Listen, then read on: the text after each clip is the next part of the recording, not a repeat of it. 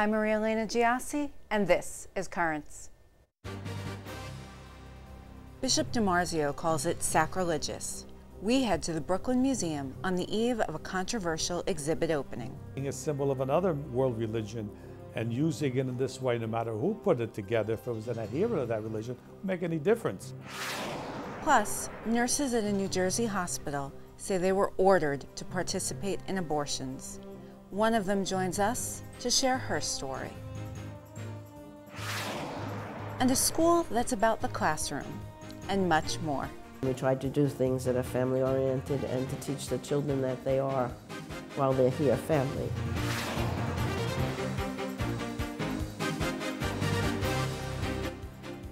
Good evening, and thank you for joining us. Matt McClure has the night off. A controversial art exhibit that's raised the ire of Catholics is set to open in Brooklyn tomorrow. The exhibit, titled Hide Seek, received a strong public outcry when it was displayed at the Smithsonian's National Portrait Gallery last year. The controversy arose over a video that is part of the exhibit that includes footage of ants crawling on a crucifix. The video was eventually pulled in Washington, but the entire exhibit, with the video, will be open at the Brooklyn Museum tomorrow. When Brooklyn Bishop Nicholas DiMarzio first learned Hide Seek would be shown here, he wrote to the Brooklyn Museum, asking officials there not to include the video in the exhibit. In an interview last week, he called the footage in question sacrilegious. And on the eve of the exhibit's opening, we went to the museum to get their reaction. The church has been a patron of the arts long before there were any museums. We seem to be open prey for most people that want to make fun of our religion, and it's just disrespectful. I don't know if they're making fun, but it's a disrespectful thing. We see it as that. We tried quietly to write them a letter about it. We heard that this exhibit was coming. It was in Washington, rejected out of the museum. We asked them that they would cut this out of the exhibit. The rest of the exhibit wasn't our concern. This was something that was objectionable. They responded by saying this is privately funded, not publicly funded. We responded by saying, well, the venue is publicly funded. You're not doing it in the street. You're doing it in a building where the public's money is going. You don't have to look at an object that you find objectionable. We all believe that people vote with their feet. The museum is never interested in giving offense to anyone. Throughout the history of Catholicism, the singular metaphor for human suffering has been the body of Christ. It's been deployed from the very beginning of Christian art. Grunewald's Eisenheim altarpiece shows the skin of Christ quite mottled and torn as an object of engagement and sympathy. I find it hard to believe that we can't see that today. We do recognize the crucifix as the suffering of Jesus Christ. It reminds us of that sacrifice that he made. If he sees his suffering joined to that of Christ, then we should join our suffering to that of Christ. But to show it in this way, without that explanation or anything, as a public thing, is objectionable. There are lots of people who wish to see the exhibition. We are such strong believers in freedom of expression and against censorship, because tomorrow it could be something that you believe in. If you were taking a symbol of another world religion and using it in this way, no matter who put it together, if it was an adherent of that religion, it wouldn't make any difference. It still would be objectionable, and I don't think would be tolerated, and we should not tolerate it. Bishop DiMarzio said he is not calling for a boycott or a picketing, and that people should use common sense to decide whether to see the exhibit. You can hear the bishop's complete remarks on our website, currentsny.net. And stay tuned, there's more Currents ahead. The Vatican is taking legal action over a controversial depiction of the Pope. We'll have that story and the rest of the day's headlines next.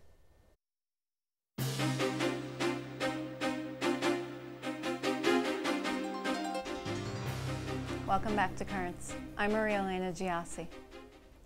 Coming up later, it's all about faith and family at our School of the Week. But first, let's have a look at the day's headlines.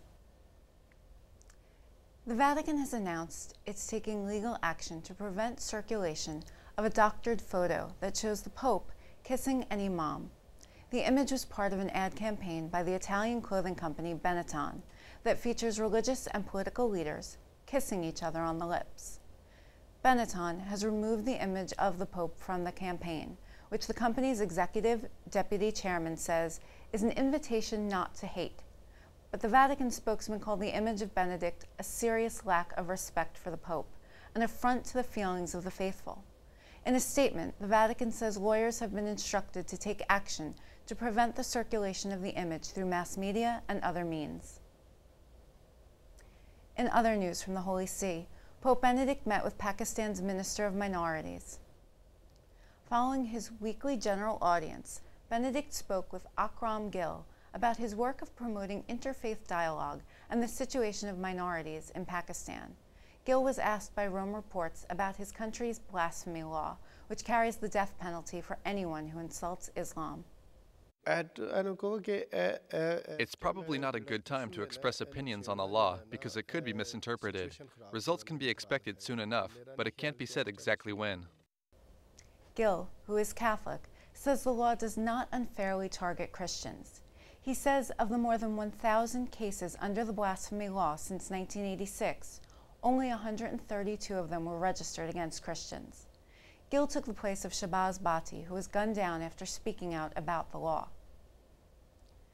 The founder of the popular Catholic movement has been tapped for a post in Italy's cabinet.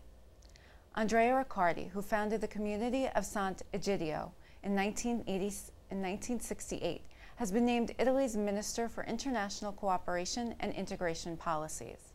The community of Sant'Egidio works to help marginalized people around the world. Meanwhile, a France-based religious community has acknowledged sexual abuse by its founder. In a statement, the Community of the Beatitudes says its founder, Gerard Croissant, committed grave violations of morality. The community says Croissant had acknowledged serious failures in sexual matters. The community also acknowledged abuse by other members and said it was undergoing a process of purification, restructuring, and refounding. The Liberian president, who was awarded this year's Nobel Peace Prize, has chosen a nun to lead an investigation of election violence. President Ellen Johnson Sirleaf appointed Sister Mary Lorene Brown as head of the commission looking into violence that occurred on November 7th, the eve of the second round of presidential elections in Liberia. Sister Brown is the president of a Catholic college in Liberia. According to reports, at least one person was killed and 6 others were wounded in the election eve violence.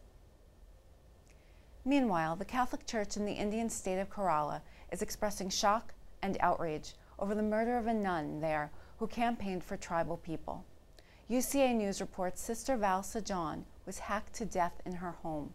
According to reports, a mob of about 50 people had gathered outside the home shortly before the nun's death. The head of the Syro-Malabar Catholic Church says Sister John had given her life to the poor and fought to safeguard their rights. He also called for those responsible for her death to be brought to justice. Back in this country, a new survey shows an equal number of Americans say they share values with Occupy Wall Street and the Tea Party. The survey from the Public Religion Research Institute and Religion News Service shows 29% of Americans share the values of Occupy Wall Street, with an equal percentage identifying with the Tea Party. The CEO of the Public Religion Research Institute says Tea Party support is mainly concentrated among Republicans, while support for Occupy Wall Street is more broadly spread out among other groups. And the bidding war over California's Crystal Cathedral takes another turn. Chapman University has increased its bid for the iconic building to $59 million, almost $2 million more than the Catholic Diocese of Orange. The diocese wants to purchase Crystal Cathedral and use it as its new cathedral, rather than build one from scratch. The cathedral's board had originally accepted a lower offer from Chapman that included an option to eventually buy the building back. Chapman's new offer does not include that option. And the Catholic Exchange web portal has announced Sophia Institute Press has acquired it. Catholic Exchange made the announcement in a posting on its new site, saying the new collaboration will bring an enriched menu of traditional and new media content to Catholics. Sophia Institute Press publishes a wide range of books, from Catholic classics to contemporary fiction. Catholic Exchange posts original content about Catholic faith and culture and provides links to similar content around the web. Stay tuned, there's more currents ahead. Coming up, nurses in New Jersey sue, saying they were forced to take part in abortions. We'll hear from one of them.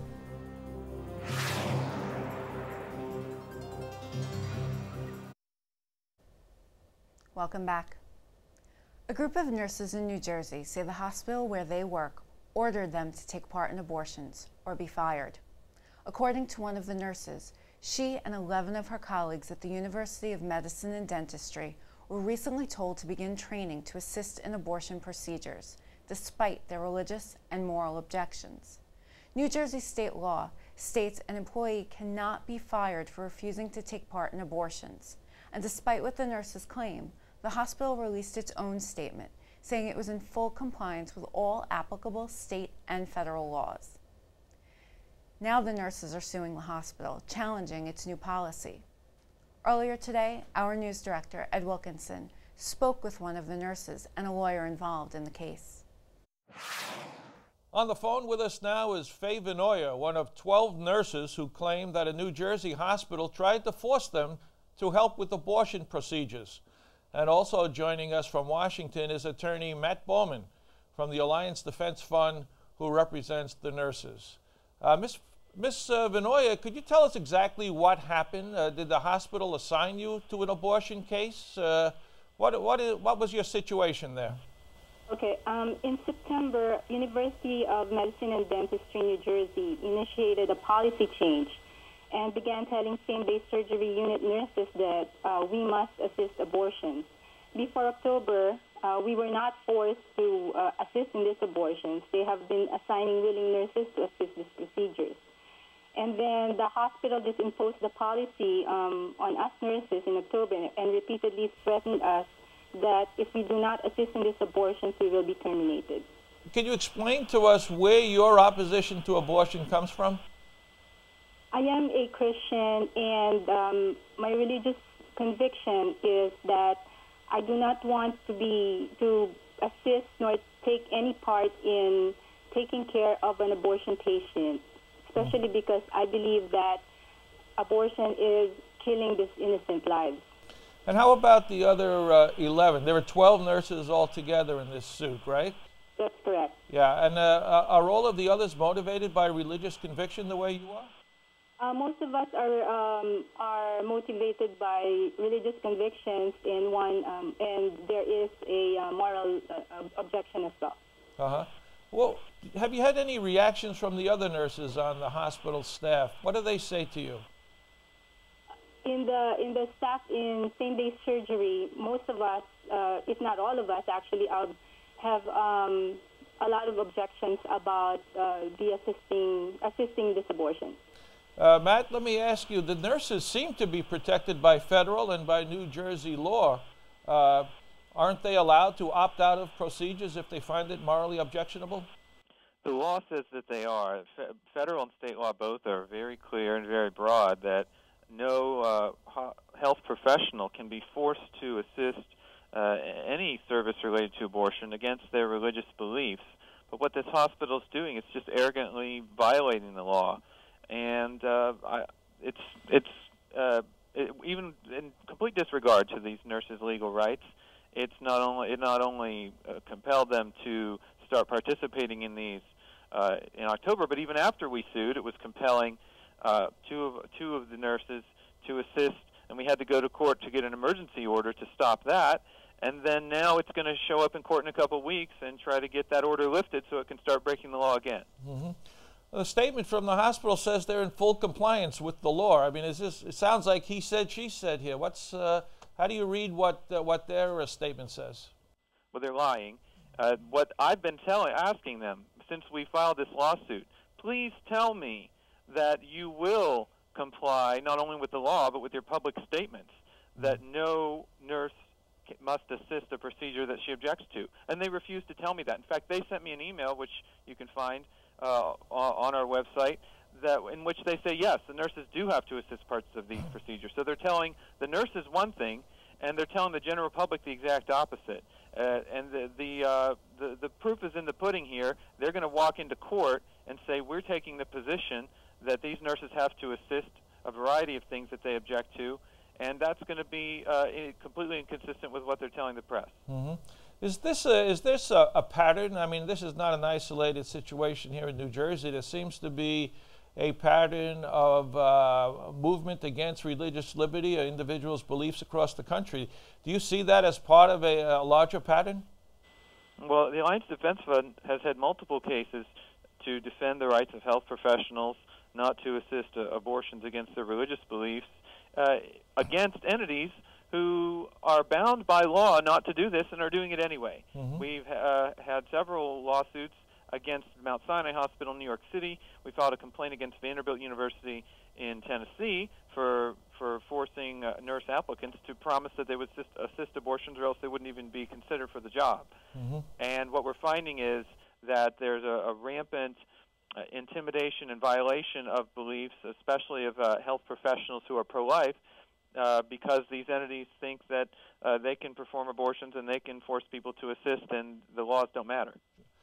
Faye, what would happen if you go through the court system and you lose and they say you have to assist with abortions? What would you do?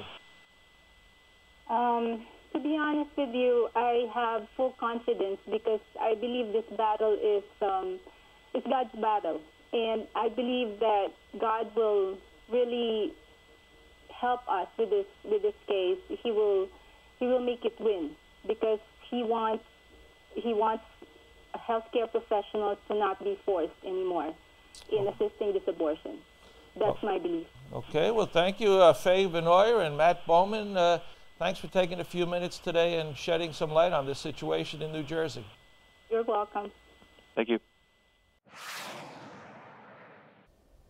Stay tuned. There's more currents ahead.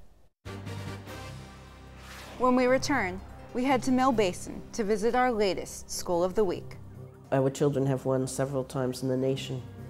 We have them enter the poetry contest.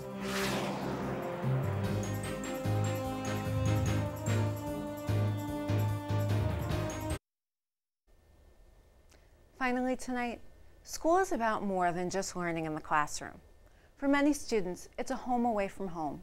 And in the second installment of our new School of the Week series, we head out to the Mill Basin section of Brooklyn, where teachers and administrators at Mary Queen of Heaven School are fostering a nurturing and educational environment for their students.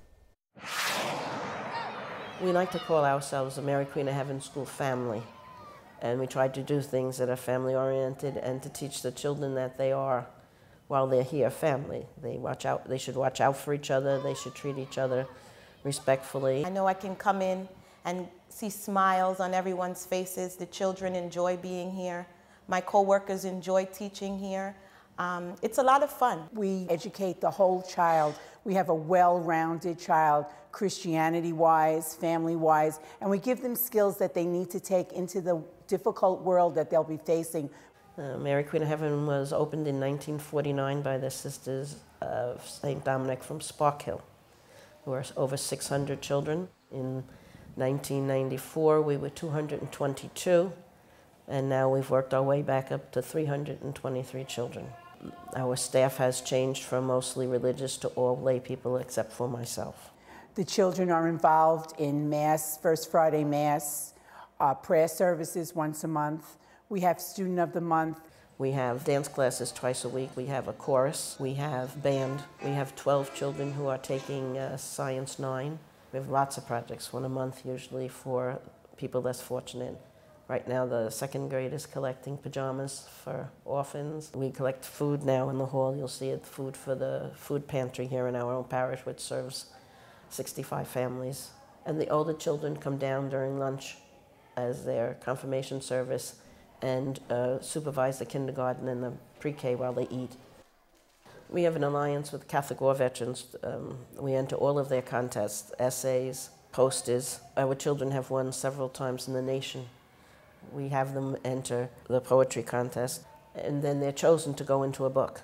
We have been in the anthology of poetry for maybe about 5 years. I've had children published Since 1999, their poetry's published. I've had 5 children have their short stories published. So this year we decided to have their poems published in the Library of Congress. I enter as many as I possibly can and just hope for the best. If we see some other contest we think will be good for only a few children, we'll do that, because somebody always has a talent in something. All of those things are for their own self-confidence, but also in this world you need to have something extra you do to advance yourself. And if they are in tune with who they are and they have values that back what they want to achieve in life, then they are definitely destined for success. It's just bringing out the potential. It's seeing what the potential is in each individual child and then letting them work up to that potential. People choose Catholic education because of the discipline, because of the structure, because of the traditional values that we offer. Even this morning I spoke to a parent and she said the values she has at home she feels are also the values that we're following through with in school. I have 3 perspectives because I was a student here at Mary Queen of Heaven, I'm a teacher now at Mary Queen of Heaven, and I'm a parent of a Mary Queen of Heaven student. My son comes home very often speaking about what he's learned in religion class and about his faith, and he's only 4. Children are the products that we are trying to put forth. So if you don't put your children out there for these contests and have their pictures in the paper and have a website that presents your children in a positive light, you're not a good salesman. Education is business, academics, and spirituality. I think in society we need a lot more people who know who they are, not who other people think they are. Be sure to visit our website, currentsny.net, to check out our previous School of the Week. And look out for more School of the Week reports in the weeks ahead. That is all for this edition of Currents. Coming up tomorrow, it's Thanksgiving with a twist, as students at One Queens School break out in song for the holiday. We'll have that story and much more. For all of us here at Currents, I'm Maria Elena Giassi. Thank you for watching and have a great night.